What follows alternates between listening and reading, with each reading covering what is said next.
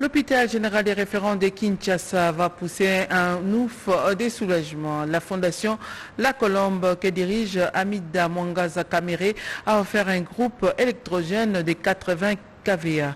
Elle a également libéré les malades guéris, insolvables et promis d'autres dons pour les bons fonctionnements, nous dit Anakle Mulunda Chisobantu. Après un cri de détresse lancé par les gestionnaires de l'hôpital général de Kinshasa, ex-Mamayemo, au sujet des coupures intempestives du courant électrique, occasionnant mort d'hommes dans les départements de la pédiatrie, de la gynécologie, des blocs opératoires ainsi que dans les urgences, la présidente de la fondation La Colombe, Amida Mwangaza Kamere, est allée faire un don d'un groupe électrogène à la plus grande institution hospitalière de la capitale. Ce groupe électrogène, pimpant neuf, va compenser le manque d'électricité en cas d'arrêt brusque du courant fourni par la SNEL. Fini donc le calvaire qui a duré des mois dans cet hôpital. Au nom du médecin directeur empêché, cet engin a été réceptionné par le directeur administratif de l'hôpital, M. Mouaou Imbanda Apollinaire, qui a salué l'initiative de cette œuvre caritative signée Fondation La Colombe à travers sa bienfaitrice Amida Mwangaza Kamere. Nous sommes vraiment très heureux, nous sommes très contents parce que les dons qui nous est offert ce matin, c'est un don qui est arrivé au bon moment. Et pendant qu'on avait besoin d'avoir une certaine autonomie, que quand il y a coupure du courant, qu'on puisse relancer. Parce que ce qui était en place était déjà défectueux, était en panne et ne pouvait plus tenir les coups. Et comme la maman a suivi ce qu'il a suivi, puis elle est venue à nous avec ses dons. En tout cas, nous sommes heureux, nous la remercions infiniment. Ce groupe, ça a une capacité de 80 kVA. Ça pourra alimenter même la gynéco, la salle d'accouchement, la salle d'opération. Parce que ce sont des sites où nécessairement on ne peut pas avoir de coupure du courant, c'est vraiment sensible. Au-delà de ces générateurs électriques, la patronne de la fondation La Colombe, touchée par les conditions misérables dans lesquelles vivent les patients de la pédiatrie, a payé les factures de quelques occupants longtemps guéris, mais retenus pour insolvabilité. Sur le champ, ils ont été tous libérés. La fibre maternelle a réagi directement. Je me suis dit, ok, qu'est-ce que je vais faire? D'abord pour moi, l'hôpital général il est tellement grand. Est-ce qu'un groupe de combien de KVA pourra peut-être aider ces pavillons-là? C'était la première question. Donc j'ai appelé une réunion d'urgence avec la fondation, les membres de la fondation, parce qu'on est sur quelques projets en cours. Donc on s'est dit, on continue avec les projets que nous avons sur la femme actuellement, où on stoppe les projets que nous avons et qu'on se concentre d'abord pour aider ces enfants-là qui sont en danger actuellement. Ou sauver une vie, ou encadrer la femme rurale, plus précisément la maman maraîchère. Donc on a décidé, nous tous, qu'on est des femmes, on s'est dit non, on sauve d'abord les enfants et ensuite on va reprogrammer notre projet et puis on va continuer. D'où on a pris la décision ensemble et on s'est battu dans la journée d'hier pour trouver un groupe électrogène assez costaud pour pouvoir aider ce pavillon-là, parce qu'il y a des femmes qui accouchent, il y a des enfants, des nouveau-nés, il y en a des prématurés, il y en a en bonne santé, mais bon, dans les noirs, c'est pas agréable. L'hôpital général de référence de Kinshasa présente actuellement plusieurs défis, particulièrement dans son service de la pédiatrie. C'est notamment le manque de matériel de couveuse pour bébés, des extracteurs d'oxygène pour enfants, des lampes avec photographie ainsi que des frigos pour conservation du lait autoclave. Amida Mwangaza Kamere, qui a été saisie de toutes ces difficultés auxquelles fait face l'hôpital, a promis de revenir sur les lieux avec sa fondation afin de voir de quelle manière y remédier. De son côté, la ministre du Genre, de la Famille et de l'Enfant s'est entretenue avec les représentants pays de l'ONU-SIDA. Béatrice Lomea a par la suite conféré avec l'ambassadeur de la Suisse en République démocratique du Congo, nous disent Yvette Makuntima et Cédric Keninambo.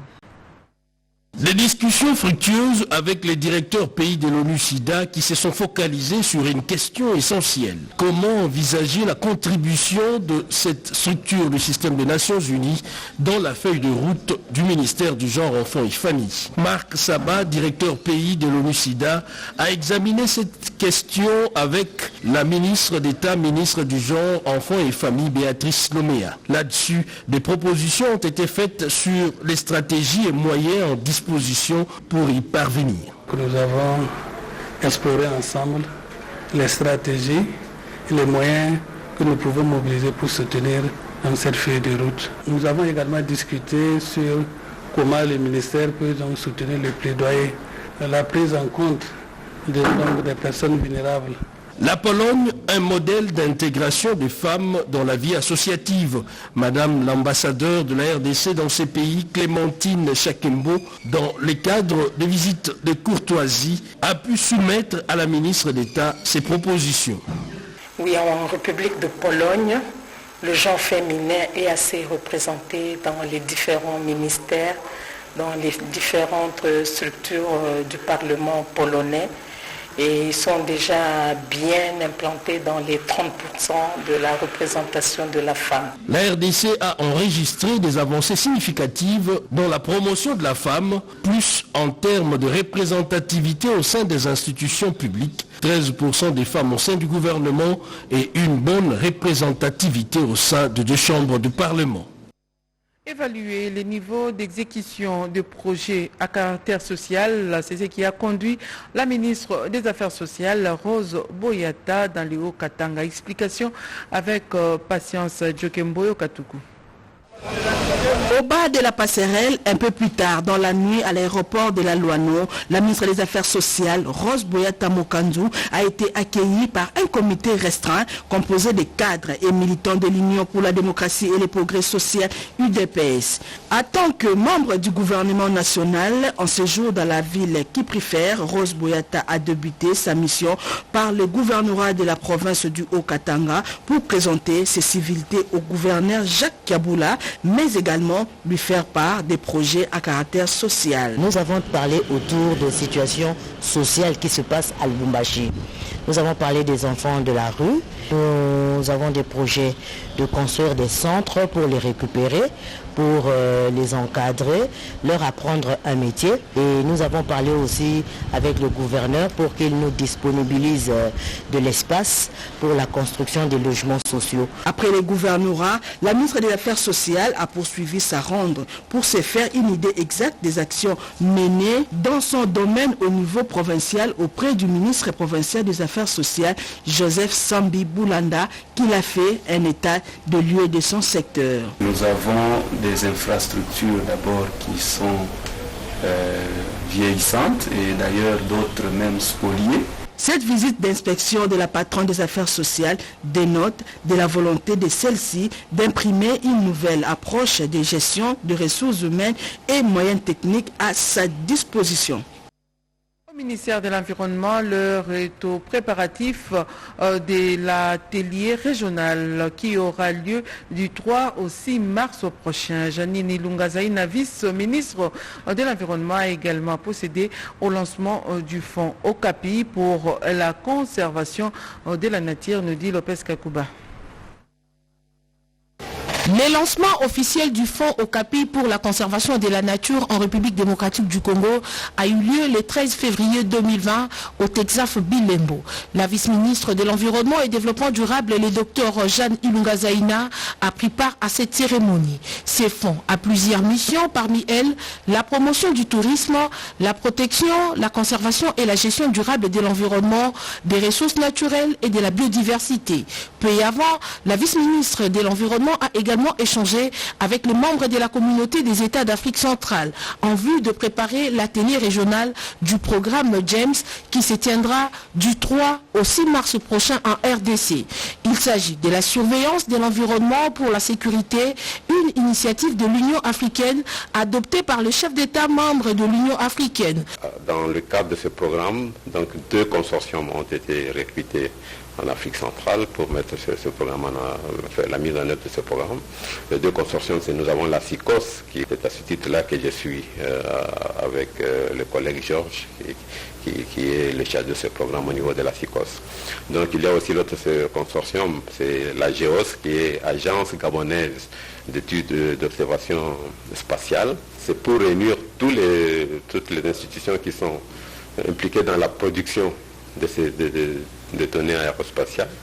M. Rémi Mukongo Chabantou, chef de la délégation, a expliqué au Dr Jeanne Ilungazaina que cet atelier sera co-organisé par la Commission de l'Union africaine et le secrétariat général de la CAC. La vice-ministre de l'Environnement et Développement durable a instruit qu'un comité soit mis en place pour les préparatifs de cet atelier régional.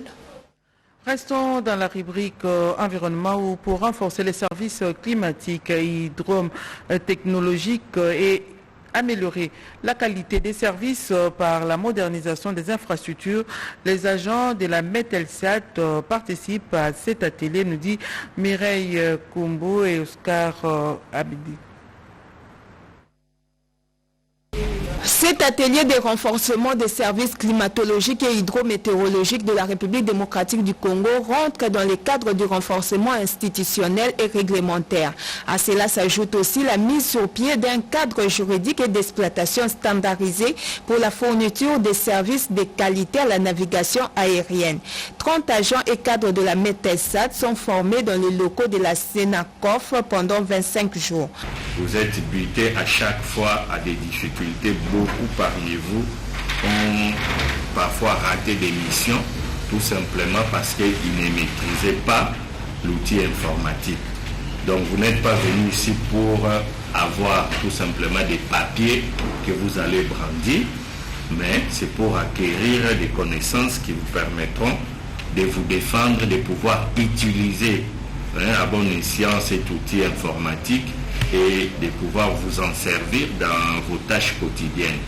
Ceci pour se conformer à la volonté du gouvernement de la République démocratique du Congo de mettre en œuvre, avec le soutien de la Banque mondiale par l'Agence des exécutions Metelsat, Agence nationale de météorologie et de télédétection par satellite. C'est la CAF, c'est un centre d'excellence de formation et puis regorge un noyau de formateurs chevronnés dans le domaine de la formation. Ainsi, les agents et cadres de la Metelsat sont outillés en technique de l'information et de la communication dans son volet bureautique, administration des systèmes et maintenance informatique.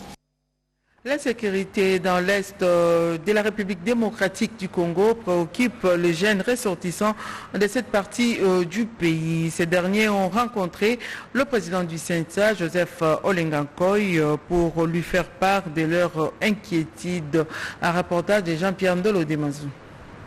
Les jeunes ressortissants de la République démocratique du Congo, toutes tendances confondues, ceux du Nord Kivu, Sud Kivu, Maniema et Ituri, ont rencontré jeudi le président du CENSA pour lui exprimer leur ras-le-bol suite à l'insécurité qui sévit dans l'Est de la République démocratique du Congo. Ces jeunes tiennent mordicus à voir la paix rétablie à l'Est de la RDC. Leur porte-parole, Alain Choukourou, le dit ici. Aujourd'hui, le peuple de l'Est souffre des tueries, des massacres.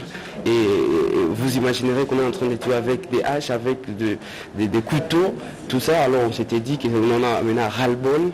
Voilà pourquoi on s'était dit de venir ici auprès du président Olengankoy pour lui exposer notre mémo et notre piste de solution pour trouver comment trouver la solution. Et nous, on avait estimé qu'avec un dialogue national et inclusif avec de vrais Congolais, on peut aboutir à de paix durable dans l'Est de la République démocratique du Congo et on ne peut plus continuer à compter les morts parmi les frères et sœurs qui se trouvent dans l'Est de la République démocratique du Congo. Ces jeunes ne comptent pas s'arrêter au CENSA, ils projettent étendre leur sensibilisation à d'autres institutions du pays, question de leur faire prendre conscience des atrocités que vivent les populations de l'Est de la République démocratique du Congo. Inauguration du nouveau centre de recherche indépendant et interdivisionnel du Congo. C'était au centre des recherches géologiques et minéralogiques de Kinshasa. Serge Merlemata a signé ce reportage. Subdivisé en 3 modules thématiques, la première matinée scientifique de cet établissement a débuté par la présentation de cette unité mixte de recherche avec pour mission, sous la protection étatique, le développement de la recherche scientifique et de coordonner les travaux qui s'y rapportent à ces centres interdisciplinaires regroupant différents services. En signe de soutien et d'encouragement, la vice-ministre de l'enseignement supérieur universitaire Liliane Baonga et le secrétaire général à la recherche scientifique qui représentant les ministres de la recherche scientifique empêchés ont salué cette initiative qui vise à relever les niveaux de la recherche scientifique en République démocratique du Congo. J'ai formé le vœu de voir s'enraciner dans notre pays une synergie de collaboration entre les pouvoirs publics et les secteurs, aussi bien l'enseignement supérieur et universitaire que de la recherche scientifique et l'innovation technologique. Je lui souhaite une longue vie. Cette séance inaugurale a été suivie par une conférence autour des représentations sociales relatives au centre de recherche qui a été animé par le professeur Jacques Ebouné. La recherche scientifique, c'est pour chercher des solutions aux problèmes auxquels la nation est confrontée. Et c'est cela notre rôle. La recherche scientifique, précisons-le, est le pilier du développement économique pérenne et général. C'est pour cette raison que l'investissement dans la recherche scientifique s'avère une nécessité stratégique et vitale pour les RDC qui aspirent à garantir une vie meilleure pour son peuple. Suivons à présent ces reportages sur la santé que nous vous proposons de suivre. L'événement a débuté par la projection d'un film sur la voie du pardon. Objectif affiché, fournir aux différents participants les informations nécessaires en vue de les aider à mieux gérer les conflits internes. Dans son intervention, le couple Ben Moussonzi du Centre Résolution Conflits de la Grande-Bretagne s'est apaisanti sur la définition des conflits, ses causes et ses désavantages, ainsi que les procédés à suivre pour la prévention, la gestion ainsi que la résolution pacifique des conflits au sein de la société. Avec cet enseignement, tout ce que nous voulons faire est de regarder le conflit en face pour bien le gérer et résoudre ces conflits et amener les relations pacifiques dans la famille. Parce que quand il y a divorce, ceux qui souffrent, ce n'est pas le mari, ce n'est pas la femme, ce sont les enfants qui souffrent. Les participants ont été par la suite regroupés en 3 groupes de travail pour réfléchir sur les phénomènes Kuluna dans la ville de Kinshasa, les conflits parcellaires ainsi que les tribalismes. Et les objectifs spécifiques, c'est de nous faire comprendre que les conflits est à la fois normal et anormal. Et savoir que tout conflit peut avoir une solution. Et nous pouvons devenir des pacificateurs pour éviter des cas extrêmes qui vont peut-être nuire à notre vie et à nos relations autour de nous. Et c'est possible. Ensemble, tout devient possible. Ainsi donc, la vision de Africa Peace Land est d'instaurer un climat de paix et de concorde au sein des familles, entre différentes communautés, etc. L'enjeu étant de faire de tous les êtres humains des ouvriers de paix, des bâtisseurs d'amour et des porteurs de pardon au modèle du prince de paix qui est Jésus-Christ. Et puis, c'est communiqué de l'UDPS avant de boucler complètement ces journaux. La liste de sites terminal point chaud retenus de la ville de Kinshasa à l'occasion du 38e anniversaire de l'UDPS en date du 15 février 2020. Point d'embarquement, Super Lemba 2 bus, Matete 1 bus, marché, référence église Pasteur Amos Mbayo, maison communale de Mongafula 1 bus, entrée commune, rond-point Ngaba 2 bus, Cité Verte 1 bus, UPN 2 bus, Kitambo Magazé 1 bus, Sainte-Thérèse 2 bus, Kinkole 2 bus, Limité 10e rue 3 bus, permanence UDPS, poids lourd limité 14e rue 1 bus, poids lourd pont Matete 1 bus, centre supérieur Ngalema 1 bus, maison communale des Bandalungwa 1 bus, maison communale des Massina 1 bus, des bonhommes 2 bus, Selembao 1 bus, commune des Selembao. C'est communiqué signé Trésor Mwamba pour la délégation. Voilà, ainsi s'achève cette édition d'information.